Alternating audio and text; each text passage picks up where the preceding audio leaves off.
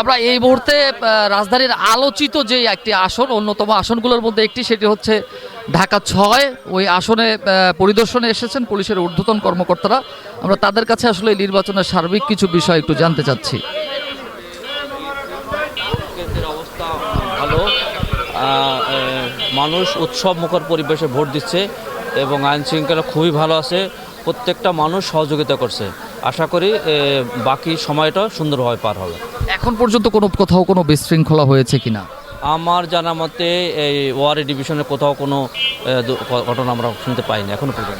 আপনারা এই যে যতটুকু নিরাপত্তা ব্যবস্থা যেভাবে রেখেছেন, ভোটের শেষ মুহূর্ত পর্যন্ত এটা ধরে রাখতে পারবেন কিনা, এটা একটু জানতে চাই। হ্যাঁ, আমরা অত্যন্ত আশাবাদী, আমরা শেষ পর্যন্ত আমরা ধরে রাখতে পারবো। অনেকের একটা প্রশ্ন, আমরা অনেক ভোটারের সঙ্গে কথা বলেছি, তারা বলেছে যে ভোট কার্যক্রম শেষ হওয়ার পরে এই পরিস্থিতিটা থাকবে কিনা, এটা অনেকে আশঙ্কা প্রকাশ করছে। এই বিষয়ে আপনি কি বলবেন? এরকম কোনো আশঙ্কা আমরা দেখি না, যারা বলছে অমূলক। যারা এখনো ভোট দিতে আসেনি তাদেরকে একটু বলবেন কি? অবশ্যই আমরা সবাইকে আহ্বান করব, সবাই যেন ভোট দিতে আসেন। যদি অনেকের মনে হয়তো আশঙ্কা থাকে। আর ধন্যবাদ আপনাকে। আমাদেরকে জানাচ্ছিলেন ওয়ারি ডিভিশনের আমাদের সঙ্গে আমরা এইমাত্র কথা বললাম রাজধানীর ওয়ারি ডিভিশনের পুলিশের ডিসির সঙ্গে।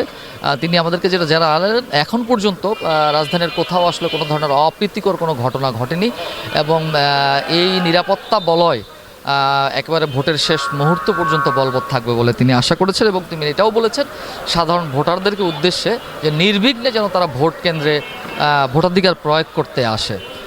ধন্যবাদ।